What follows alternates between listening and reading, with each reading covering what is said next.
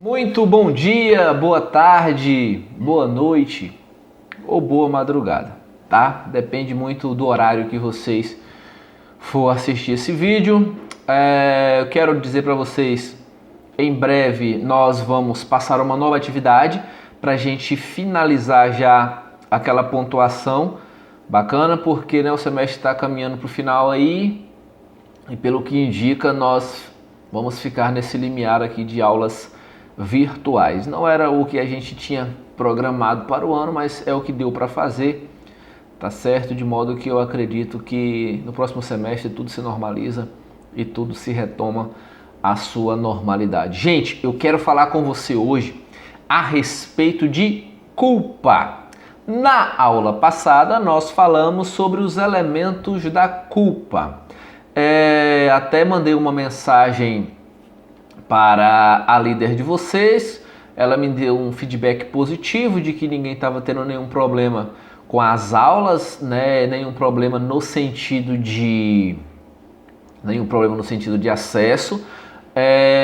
Reafirmo a vocês, tá, pessoal? Eu acredito que não tem nenhum problema. Quem tem meu WhatsApp dentro do limite da aula, né, do horário da aula ali, pode mandar a sua dúvida e eventualmente se você não estudou a matéria no dia da aula e precisar mandar uma mensagem, você pode mandar a mensagem que no tempo razoável eu irei responder. Se você me mandar ela no dia da sua aula é melhor, porque é o dia que eu fico de plantão aguardando as eventuais dúvidas, mas se você mandar um sábado, um domingo, um feriado, eu também não vou te deixar sem resposta, só vai demorar um pouquinho mais. Tá? Então assim, claro gente, eu sei a dificuldade que está para vocês, mas na medida do possível, tentem estudar no dia da aula, tentem tirar um final de semana para atualizar tudo certinho, é uma formatação totalmente diferente, a gente sabe disso, não é fácil para ninguém, tá certo? Eu espero que estejam todos vocês bem de saúde, eu falo da turma de vocês, é a turma que eu menos converso apenas com 2 ou 3 alunos assim, mas eu acredito que estejam todos bem, tá? E vamos lá. Pessoal, falar a respeito de culpa. Falando a respeito de culpa, eu quero já de início trazer para você uma espécie de culpa que nós tínhamos antes do Código de 1940. O Código de 1940, ele fulmina agora, ele acaba, ele termina agora com o quê? Ele termina com aquela situação que era chamada de culpa presumida. E aí, qual era a ideia? A ideia era que o julgador precisava analisar o caso concreto e, ao se analisar o caso concreto, aquele julgador fazia agora uma observação dos elementos da culpa e, após fazer esta observação dos elementos da culpa, ele passava a verificar se aquele agente estava em dolo ou se era possível presumir naquele caso uma situação de culpa. De modo que a culpa antes de 1940, ela não precisava de prova, tá? A culpa ela era, digamos, presumida. A culpa ela existia o que a chamada culpa presumida, desta modalidade que nós estamos falando. Claro que o nosso legislador, em 1940, ele não corroborou, ele não trouxe este sentimento para o direito penal. E aí eu quero já falar com você o seguinte, a culpa atualmente, claro, ela demanda de uma dilação probatória, ela demanda de um instrumento probatório. Gente, por quê? Porque se você for analisar, e aí, claro, eu acredito que nenhum de vocês estejam pensando dessa forma, mas a pessoa que tem um senso comum e não tem o mesmo entendimento de vocês, ela é levada a pensar dessa forma. O que a pessoa do senso comum pensa? A pessoa do senso comum, ela fala assim, pô, então é muito fácil. Então é muito fácil. O agente, ao ser autuado em flagrante, ele vai dizer que agiu sem vontade. Ele vai dizer que não observou. Ele vai dizer que foi negligente. Ele vai dizer que foi imperito. Ele vai dizer que ele foi imprudente. Que vai dizer que ele não queria. Ele vai dizer que ele estava em culpa. Gente, claro que a gente não pode mais partir deste princípio. A gente não pode partir desta observação. Por que a gente não pode partir desta observação, meus queridos? Porque hoje a imputação é da seguinte situação. A culpa ela precisa ser provada. E aqui cabe uma observação lá do processo penal para nós aqui. Processo penal, nós temos o artigo que ele diz para nós o seguinte, que a prova da alegação incumbe, é cabível a quem o fizer.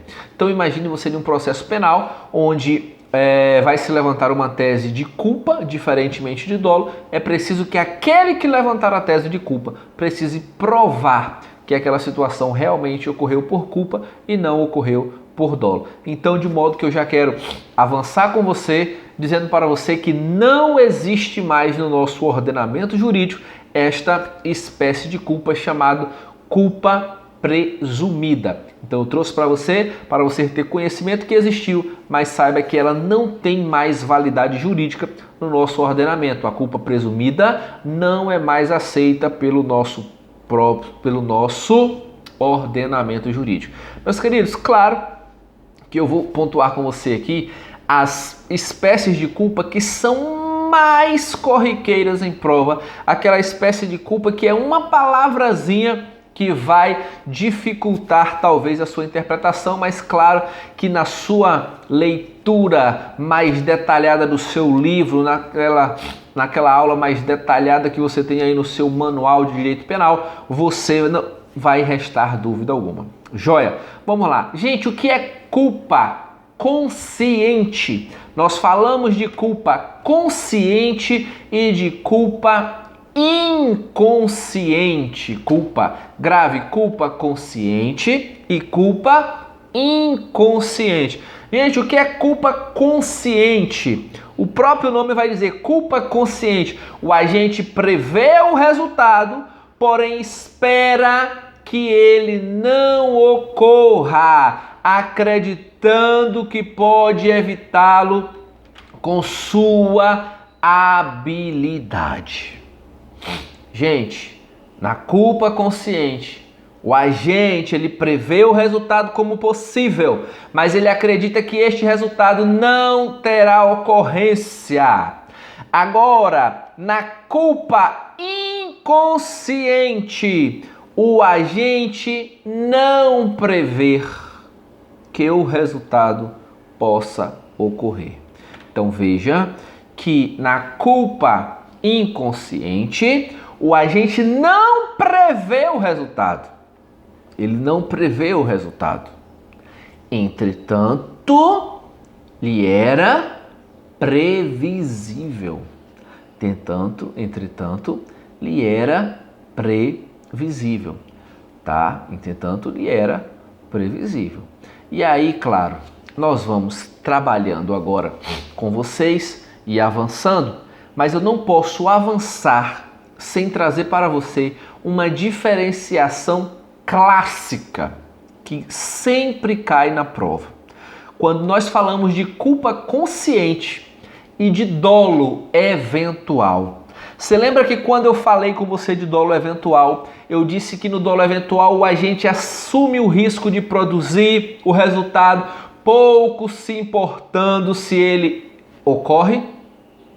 Então veja, na culpa consciente o agente também assume o risco de produzir este resultado, mas ele acredita que este resultado não vai ocorrer. Ele acredita que aquele resultado não vai ocorrer. Gente, pelo amor de Deus, quero que você memorize isso. No dolo eventual, tanto no dolo eventual quanto na culpa consciente, nos dois, ele prevê o resultado. Na culpa consciente e no dolo eventual, o agente prevê o resultado. Mas lembre sempre o seguinte, no dolo eventual, ele assume o risco de produzir aquele resultado e não se importa se aquele resultado ocorrer. Diferentemente da culpa consciente. Por que diferentemente da culpa consciente? Porque na culpa consciente, ele prevê o resultado, mas ele acredita que este resultado não vai ocorrer. Por quê? Por conta da sua alta habilidade. E aqui reside talvez uma das maiores discussões jurídicas, justamente a respeito do crime de dirigir embriagado, tá? A gente tem que ter muito cuidado com a embriaguez ao volante, porque existem muitas jurisprudências e existem situações peculiares de cada caso, sendo cada caso. E aqui eu volto a dizer para você o seguinte, por exemplo, um grande exemplo aqui, para que você possa observar. O agente que esteve na festa a noite toda, ele esteve na festa a noite toda, ingeriu bebida alcoólica e ao final da festa ele decide dirigir o seu veículo e ir até a sua casa, embora vai para a sua casa, é perfeitamente possível que ele possa responder pela culpa consciente. E aí digamos que ele atropela uma pessoa e morre, ele pode responder por homicídio culposo na forma de culpa consciente. Por quê, gente? Porque, veja, ele não queria de modo algum, ele queria provocar um homicídio. Existia uma previsão para ele? Claro, ele prevê aquele resultado, que ele pode atropelar uma pessoa e matar, mas ele acredita que ele é o melhor motorista que existe naquela região. Ele é daqueles que fala assim, cara, eu quando bebo enxergo melhor ainda, nada vai acontecer. E aí, infelizmente, acontece. Diferentemente daquele agente, por exemplo, agora, que além de embriagado, ele ingressa no veículo e chama uma pessoa, por exemplo, para um racha. Fala, não, vamos fazer um racha aqui. Aí é diferente, tá? Ele prevê e já está assumindo esse risco e aceita.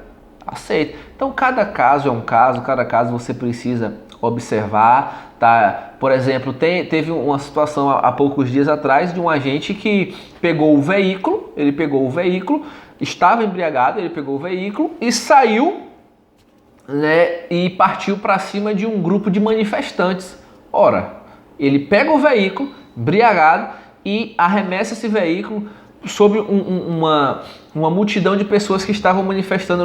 Não me recordo se era manifestação cerca trabalhista ou se era situação partidária, mas foi uma situação dessa. Se ele lança a mão agora do veículo em cima daquelas pessoas, veja que ele está prevendo que ele pode matar, que ele pode lesionar. Ele literalmente está agindo com a situação de dolo, tá? E claro, dolo também, se alguém morrer, vai ser na situação de dolo eventual, porque ele assumiu aquele risco ali, diferente da culpa consciente, que ele prevê o resultado, mas ele acredita que o resultado não vai ocorrer porque ele é muito habilidoso. Bacana? Eu acredito que deu para sanar a sua controvérsia. Vamos lá, seguindo aqui. Culpa própria. Culpa própria é a culpa que nós temos geral, né? É a culpa propriamente dita. É aquela que o agente não quer e não assume o risco de produzir o resultado. Ele não quer e também não assume o risco de produzir o resultado. A grande situação mora, na verdade, na culpa imprópria.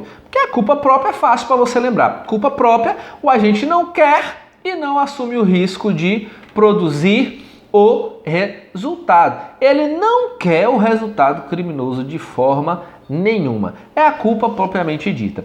Mas veja o seguinte. Pode também observar o seguinte. Pode ser consciente quando a gente prevê o resultado como possível ou inconsciente quando ele não havia previsão, né? Isso aí nós já até falamos com você. Mas o que eu quero que você compreenda é o seguinte, que é possível, querido, e aqui tome muito cuidado, é possível a culpa imprópria. Você não entende mais nada. Esse trem de própria, imprópria, consciente, inconsciente, tá me deixando louco. Não fique louco ainda não. Você tem tudo para ficar louco mais à frente, mas vai ficar um louco formado, tá? Um louco aprovado na OAB, um louco com diploma de 3º grau e tudo certinho. Bacana? Então vamos lá, gente. Na culpa imprópria, o agente ele quer, na verdade, o resultado. Ele quer. Ele sabe Ele sabe que ele vai atirar em alguém, ele sabe. Só que por um erro inexcusável, ele acredita que está amparado por uma legítima defesa, por exemplo. Ele acredita que está em um estado de necessidade. Vou te dar um melhor dizendo. Ele acredita que está em uma excludente de ilicitude ou uma excludente de culpabilidade, que na verdade não está. E aí, o fato em si é doloso, mas por uma questão de política criminal, ele vai responder por algo culposo. Eu me recordo, não sei se você se recorda, eu acho que ainda está até preso, um atleta salvo engano, esse atleta é da África do Sul, ele era das Paralimpíadas, ele matou a esposa, né? Ele matou a esposa. E uma das teses que ele utilizava era justamente essa. Na verdade, o fato é que depois foi se verificar, ele já existia um histórico de violência doméstica entre ele e a noiva ou era esposa, eu não me recordo, mas a companheira dele já existia um histórico de violência doméstica, de modo que ele pegou a arma e efetuou vários disparos e matou ela dentro do banheiro. Mas a tese dele, a tese da defesa, era toda de culpa imprópria, que era justamente aquela ideia de que ele ouviu um barulho, acreditou que era um ladrão, atirou e só viu que estava matando a esposa depois que ela já estava desfalecida, depois que encontrou o corpo, depois que viu na claridade. Esse, sem dúvida, é o grande exemplo para você. Mas claro, meus amigos, claro, é preciso que cada caso seja analisado. Por exemplo, nesse caso, ao ser analisado, verificou-se que essa história dele não foi provada, não era a verdade real dos fatos e, claro, ele foi condenado por um homicídio doloso. Então, deixa eu te dar 2 exemplos que já caíram em exames de prova da OAB. O primeiro exemplo de culpa imprópria é aquele exemplo de uma legítima defesa, por exemplo, putativa. Ele imagina você vem em uma rua agora e ao vir nesta rua você visualiza o seu desafeto, só tem você e ele já lhe ameaçou outras vezes dizendo que no dia que ele encontrasse iria lhe matar, tá? Porque você estava mexendo com a mulher dele e ao entrar na rua só tem vocês dois. Por infelicidade do destino, ao entrar nesta rua, você agora já estava assustado, já tinha até o seu porte de arma depois desta ameaça, tudo certinho. E alguém liga para ele quando ele entra nesta rua. Alguém liga para ele. Você não sabe desta ligação, mas alguém está ligando para ele. E ele, como todo besta, possível que existe por aí, guarda o celular na sua cintura, coloca na capinha, está de bermuda e coloca na cintura. O celular toca. No que o celular toca, ele leva a mão à cintura para tirar o celular e atender. Ao fazer esse movimento, a sua cabeça só pensa em uma coisa: ele vai sacar uma arma para me atirar. Entre chorar a minha mãe e a mãe dele, que chore a mãe dele. Você agora saca a sua pistola e desfere 3 disparos de arma de fogo, 3, 10, eu não estou trabalhando na quantidade, mas imagine agora que você saca a sua arma e dispara contra ele, porque você acredita que está diante de uma legítima defesa. Você vê o seu inimigo, que já havia lhe ameaçado várias vezes, com um movimento e você acreditando que ele iria sacar a arma, você saca a sua arma primeiro, toda legalizada, tudo certinho, e consegue matá-lo. Veja que você matou porque você queria, você tinha vontade, e agora tome muito cuidado. Quando chega perto agora, você verifica que na verdade ele não estava armado. Ele estava pegando o celular. E ao olhar, tem lá, chamada perdida, pizzaria de Guaratinga. O cara da pizzaria estava ligando para informar ele que a pizza estava ficando pronta. Ou seja, você matou acreditando que estava em uma legítima defesa. Você matou acreditando que estava em uma excludente de ilicitude. Você matou acreditando que estava talvez em uma outra situação, em uma excludente de culpabilidade. Isso é doloso? É. Mas por questões de política criminal, se verificado que realmente você agiu por culpa, nesta situação, essa culpa imprópria, se você agiu por esse erro imprevisível, o fato será punido na forma culposa. Então veja, a culpa imprópria envolve o erro imprevisível, aquele erro que o agente acredita que está abarcado, que ele acredita que está amparado por uma excludente de ilicitude ou por uma excludente de culpabilidade e na verdade não está. É o mesmo exemplo do pai de família que acorda às 3 horas da manhã, esse também já caiu em exames da OAB. O pai acorda às 3 horas da manhã ouvindo um barulho no fundo da sua casa. De inopino ele saca a sua arma, vê o vulto passar, atira acreditando que é o ladrão. Ao acender a lâmpada e chegar próximo, ele verifica que na verdade era seu filho que estava voltando de uma festa e tinha ido para essa festa sem pedir a sua autorização e na verdade ele acreditava que o filho estava dormindo. Então veja, é uma situação de erro inevitável, certo? Em tese é uma situação dolosa, mas o agente responderá na situação culposa por questões de política criminal. E eu quero que você grave este nome, que é só por questões de política criminal. Caso contrário, seria na forma dolosa. Joia! E a culpa imediata é aquela que o sujeito produz o resultado indiretamente a título de culpa. Tá? O agente ele atua não de forma direta. Ele não pratica a ação. De repente a situação dele foi o quê? Uma negligência. A situação dele foi deixar de fazer alguma coisa e o resultado, foi praticado a título de culpa. Então nós falamos de culpa consciente, culpa inconsciente, culpa própria, culpa imprópria, culpa imediata. Falei lá no início de culpa presumida, que não existe mais no nosso ordenamento jurídico.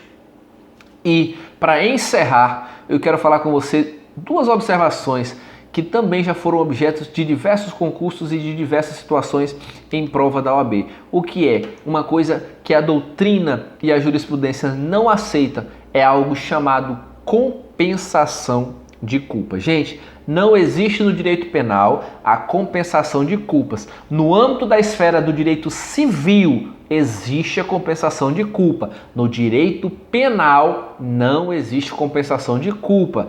Então veja, numa situação em que você está dirigindo, avança o sinal vermelho, vem o outro agente agora pela contramão e vocês dois se colidem, os dois responderão por lesões corporais culposas recíprocas, tá? Recíprocas, claro, se ocorrer estas lesões. Então, não, você invadiu o sinal vermelho, eu também entrei na contramão, aí então a culpa sua, a culpa minha, ninguém não existe essa compensação de culpas. Do mesmo modo, eu quero dizer para você o seguinte, não existe também uma extinção de punibilidade voltada no sentido de culpa concorrente da vítima. Veja que se ocorrer culpa da vítima, o juiz pode utilizar isso na primeira fase de aplicação da pena. Primeira fase de aplicação da pena, ele pode utilizar esse comportamento da vítima como situação favorável para o réu, mas não vai eximir de punição o fato da concorrência da vítima aqui.